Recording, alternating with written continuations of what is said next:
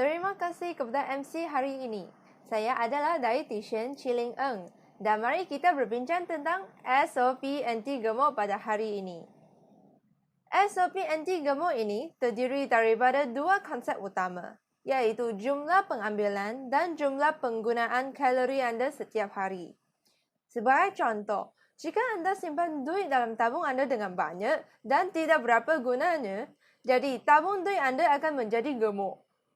Kedua-dua konsep ini lagi dipecahkan kepada tiga aspek utama. Aspek pertama, makan secara sederhana. Jika ada orang memberitahu anda bahawa terdapat satu produk dapat menguruskan badan anda tanpa mengawal cara pemakanan anda langsung, boleh makan apa-apa saja, anda perlu berhati-hati. Kerana ini merupakan sesuatu yang mustahil. Aspek kedua, suplemen seperti Trigen S, supaya dapat bantu proses pengurusan berat badan anda menjadi lebih efektif. Aspek ketiga adalah senaman. Untuk menguruskan badan anda tidak boleh mengelakkan diri daripada senaman. Seperti apa yang saya selalu tegaskan, cara untuk menguruskan berat badan tiadalah shortcut ataupun rahsia-rahsia yang anda tidak tahu. Padahal terdiri daripada ketiga-tiga aspek ini sahaja. Jadi, mari kita bincang tentang cara-cara pengambilan makanan yang bijak supaya tidak makan secara melebihi dan seterusnya menyebabkan kegemukan. Soalan pertama pada hari ini. Sejauh mana anda tahu tentang karbohidrat? Sebab setiap kali jika kita berbincang tentang topik kegemukan ataupun pengurusan berat badan, ramai orang dapat mengenal pasti makanan yang akan menjadikan mereka gemuk dengan senang, seperti makanan goreng dan berlemak tinggi. Namun, kebanyakan orang mempunyai salah faham atas makanan karbohidrat. Jadi, saya ingin menjelaskan karbohidrat dengan lebih lanjut pada hari ini supaya anda semua faham dapat membuat pilihan yang bijak dalam makanan anda. Sebab saya juga mendapati terdapat ramai orang anggap makanan ini sebagai sesuatu yang sangat menakutkan. Maka tidak berani makan langsung ketika mereka ingin menguruskan badan. Mari kita lihat apakah makanan yang mengandungi karbohidrat. Sebenarnya, karbohidrat terdiri daripada pelbagai jenis makanan, termasuklah makanan kanji seperti nasi, roti, bijirin, oat dan juga sayuran akar seperti ubi keledek, ubi kentang, jagung, ubi dan geledek. Walaupun sayuran akar ini adalah sayur-sayuran, tetapi mereka mengandungi karbohidrat yang sangat tinggi. Adalah berbeza dengan sayur yang hijau. Jenis kedua adalah buah-buahan. Secara lazimnya, makanan yang manis akan mengandungi karbohidrat. Jenis ketiga adalah gula. Tidak kisahlah gula ini adalah gula putih, gula merah, gula Melaka, gula yang mahal dan bernutrisi. Kesemua gula ini tetap adalah gula yang mengandungi karbohidrat. Termasuklah madu yang dianggap sangat sihat. Tetap tergolong dalam golongan karbohidrat.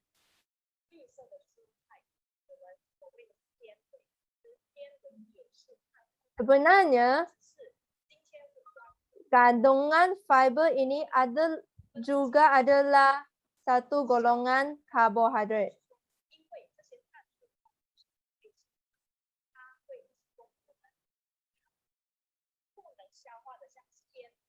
Okey, kepada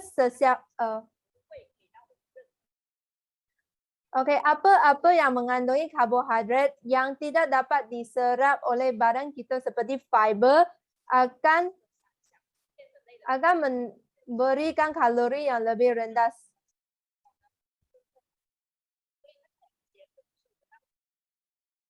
Okey, setakat ini anda mungkin sudah keliru bahawa rasanya semua makanan mengandungi karbohidrat.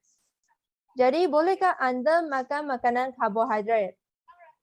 Sebenarnya, komponen karbohidrat ini berfungsi untuk membekalkan tenaga kepada badan kita. Ini juga bermakna kita sepatutnya makan karbohidrat asalkan mengawal portion yang anda makan supaya tidak melebihi atau berkurangan.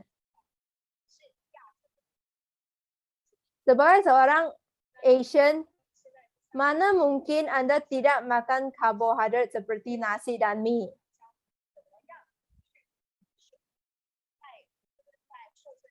Jadi, hari ini saya ingin mengajak anda semua untuk bagaimana memilih makanan yang lebih memanfaatkan badan kita pada hari ini. Jadi, anda boleh makan karbohidrat kerana kuncinya adalah mengawal jumlah pengambilan anda.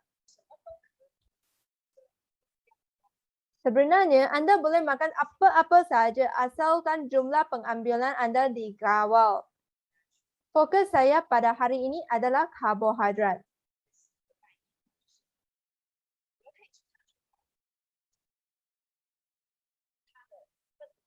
Jika anda mempunyai banyak makanan yang tidak boleh makan untuk menyekat pengambilan kalori anda, maka saya percaya bahawa anda tidak akan berasa sangat selesa dan gembira dalam proses menguruskan badan ini.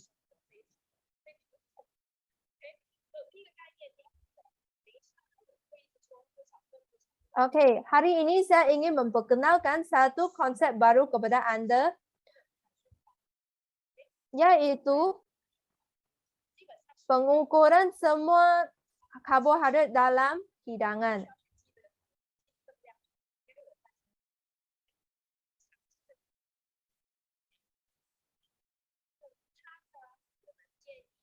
Okey, satu hidangan adalah sama dengan 15 gram karbohidrat yang mendatangkan lebih kurang 75 kalori.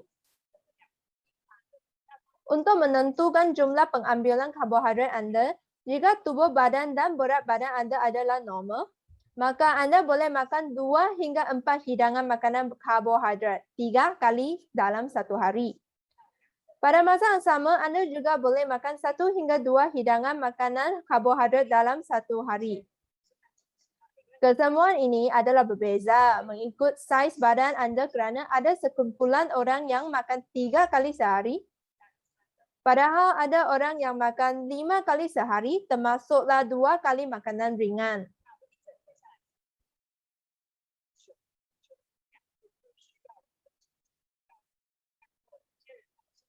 So, jadi seseorang yang bertubuh normal, beliau makan 3 kali sehari, setiap kali makan 3 hidangan, jadi jumlah hidangan yang beliau ambil pada hari itu adalah 9 hidangan.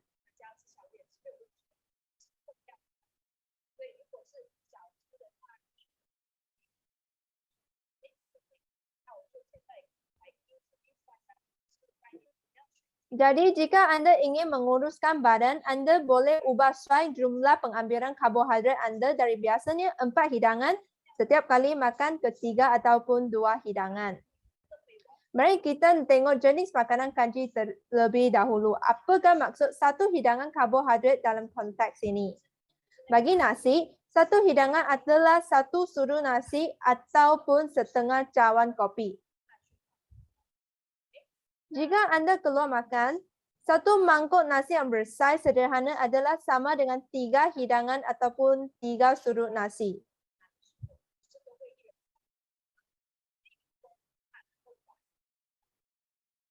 Jadi, mangkuk yang bersaiz sederhana adalah sama dengan 3 hidangan ataupun 3 sudut nasi ya. Jangan makan terlalu lebih ya. Jadi, jika ingin mengurangkan jumlah pengambilan anda dan anda makan setengah mangkuk nasi, maknanya anda makan lebih kurang 2 hidangan sahaja.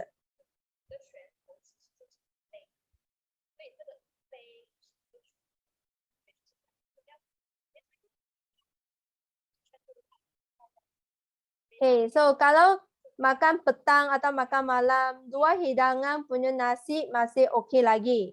Tidak sangat banyak.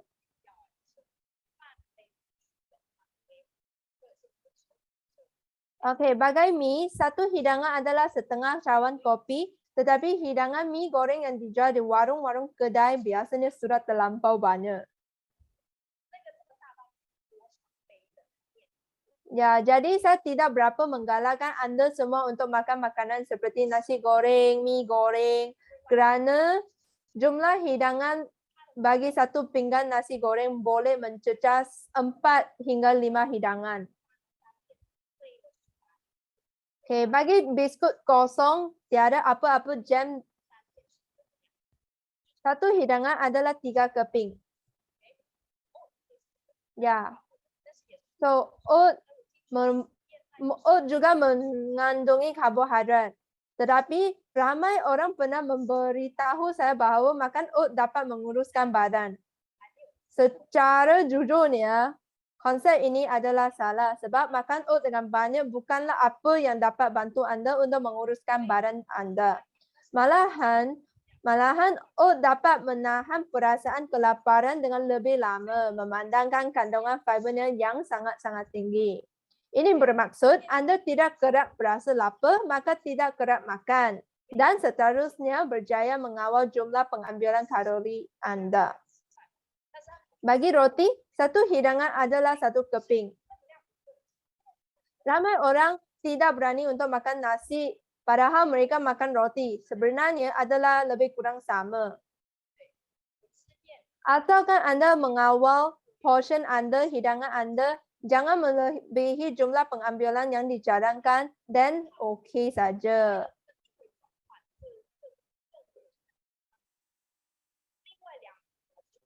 Okey, mari kita tengok apakah maksud satu hidangan karbohidrat dalam konteks sayuran berkanji dan buah-buahan. Biasanya ramai orang suka makan kari ayam dengan ubi kentang. Namun anda perlu ingat bahawa ubi kentang yang ada pada pinggan anda sekarang adalah makanan berkarbohidrat yang sama dengan nasi anda. Jadi jika anda memang suka makan ubi kentang, kamu perlulah mengurangkan jumlah nasi anda supaya anda tidak melebihi jumlah pengambilan karbohidrat yang dicadangkan. Bagi jagung, setengah tungku jagung adalah sama dengan 1 hidang ataupun 1 sudu nasi.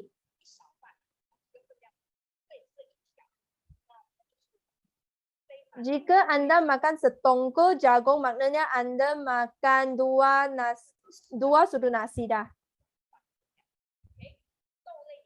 Bagi kacang pula, walaupun kacang mengandungi protein yang tinggi, tetapi ia masih mengandungi karbohidrat. Jadi, 1 hidang bermaksud 1/3 cawan kopi kacang masak. Bagi buah-buahan pula, ramai orang memilih cara menguruskan badan dengan makan buah-buahan semata-mata. Sebenarnya, jika anda makan buah-buahan secara berlebihan, apa yang badan anda serap adalah amount gula yang melebihi. Ini disebabkan selain vitamin, badan kita juga memerlukan komponen-komponen lain seperti karbohidrat, mineral dan protein. Jadi, saya menggalakkan anda semua untuk mengekalkan cara pemakanan anda yang biasa. Okey, bagi buah-buahan, 1 hidang bermaksud 1 buah yang bersaiz sederhana atau 8 biji anggur yang bersaiz sederhana.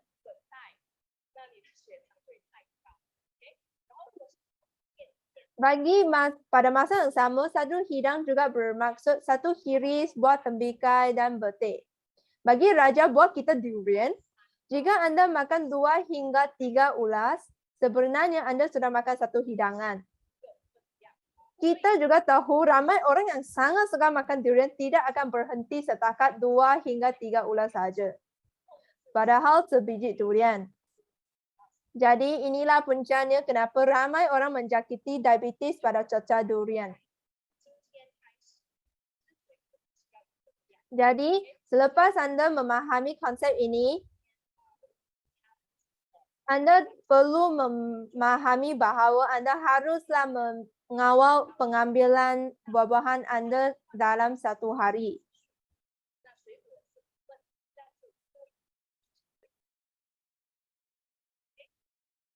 Secara tuntasnya, bagi buah-buahan, saya menggalakkan anda untuk makan 1 hingga 2 hidangan dalam sehari.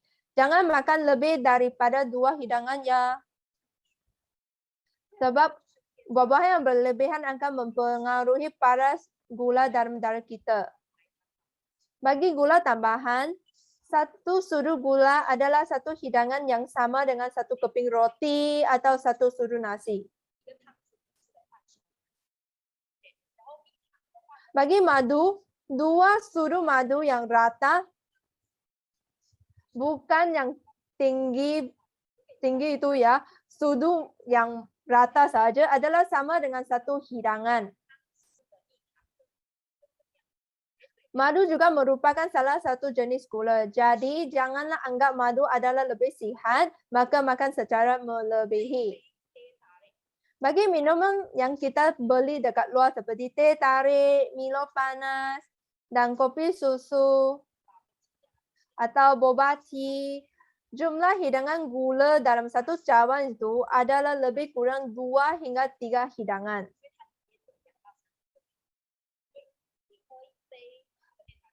Jadi, jika Anda makan tengah hari dekat kedai mama dengan mie goreng dan teh tarik, itu juga bermaksud Anda mungkin sudah makan 7 hingga 8 hidangan karbohidrat hanya pada makan petang itu. Jadi melebihi amount yang dicadangkan 2 hingga 4 hidangan bagi setiap kali makan dah.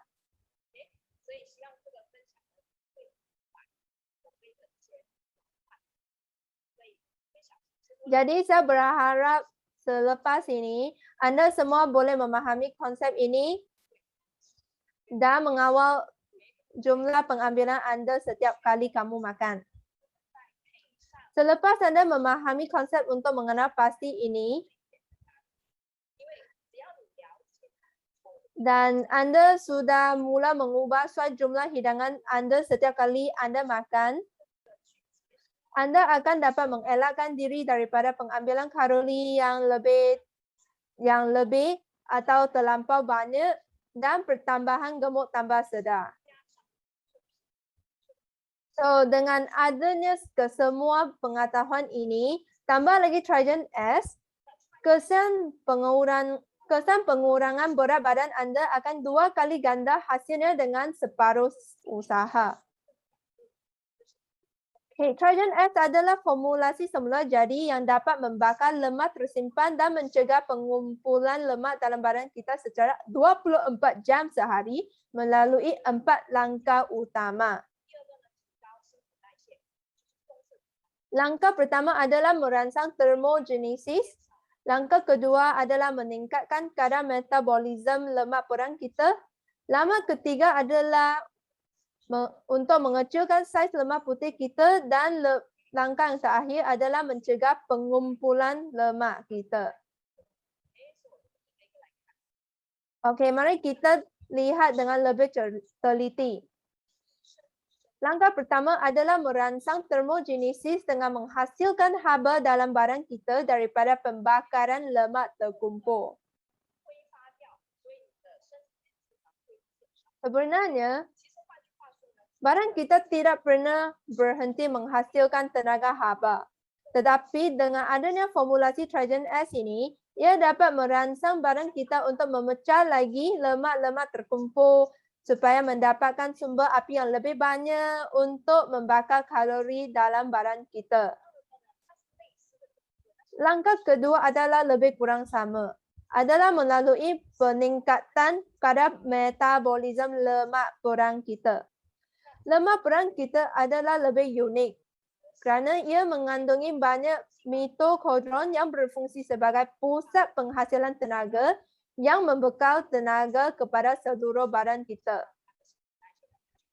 Jadi jika kita meningkatkan kadar metabolisme lemak perang kita, maknanya produktiviti untuk kilang pembakaran lemak ini adalah lebih kuat dan seterusnya menghasilkan tenaga yang kita perlukan untuk kehidupan harian seperti berjalan, berlari.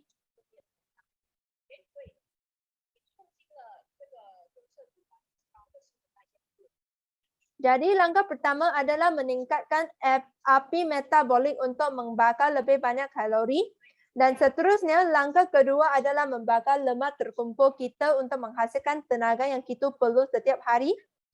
Kedua-dua langkah tersebut adalah berhasrat untuk memaksimumkan pembakaran lemak dalam badan kita. Langkah ketiga adalah mengecilkan saiz lemak putih ketika masa tidur.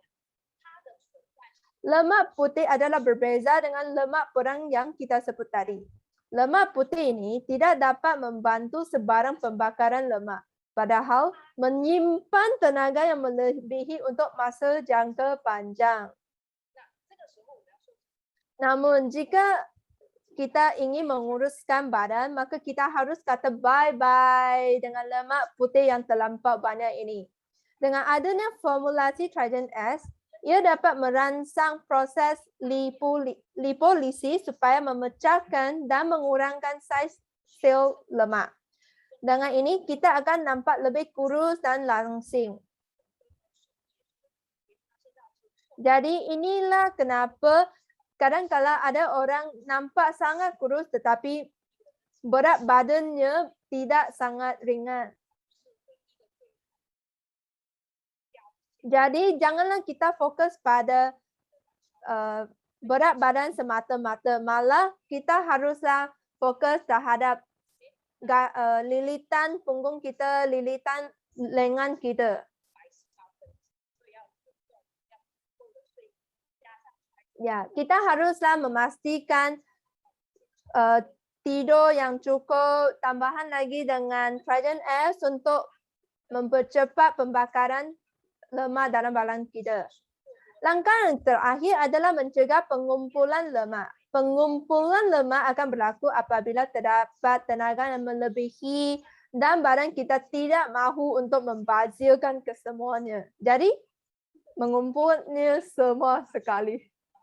Jadi, asalkan anda dapat mengelakkan diri daripada pengambilan makanan atau tenaga yang melebihi, maka anda dapat mencegah pengumpulan lemak dalam badan anda selepas ini. So, formulasi Trident S adalah untuk menyekat enzim daripada mencerna karbohidrat yang anda makan. Apabila karbohidrat ini melepasi badan tanpa dicerna, saiznya adalah terlalu besar untuk diserap oleh badan kita, maka tidak dapat ditukar kepada lemak dan terkumpul dalam badan kita. Jadi, karbohidrat yang bersaiz besar ini akan dikeluarkan daripada badan kita. Tidak akan mempengaruhi perubahan pengambilan kalori ataupun paras gula dalam darah kita. Okay, so pada akhirnya, mari kita menguji keberkesannya untuk membantu pengurusan badan secara menyeluruh. So, beberapa kajian klinikal juga dijalankan. Keputusan kajian adalah seperti berikut. Dalam masa 30 hari, orang yang menyertai kajian tersebut telah berjaya menurun berat badan sebanyak 3 kg dan paling kurang 5 cm bagi bahagian lilitan pinggang dan punggung masing-masing. Dari segi pengurangan peratus lemak badan kita, kita mendapati bahawa produk ini dapat mengurangkan sebanyak 9.7% lemak perut dalam masa 12 minggu, iaitu 3 bulan. Dan itu juga mengurangkan jisim lemak badan kita secara menyeluruh sebanyak 63% dalam masa 16 minggu. Dari segi peningkatan kadar metabolisme, keputusan kajian telah membuktikan keberkesannya untuk meningkatkan pengeluaran tenaga rehat kita sebanyak 180 kalori setiap hari. Angka ini bermakna badan anda akan membakar 180 kalori lagi pada setiap hari walaupun badan anda tidak bergerak. 180 kalori ini adalah sama dengan 3/4 mangkuk nasi. Dari segi pencegahan penyerapan karbohidrat pula, kajian ini telah menjalankan perbandingan antara paras gula dalam darah orang yang mengambil Trident S dan orang yang tidak ambil.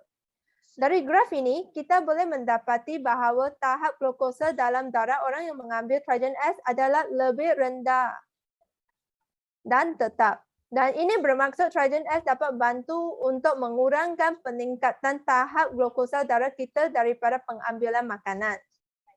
Sekian sahaja perkongsian saya pada hari ini. Terima kasih. Bye-bye.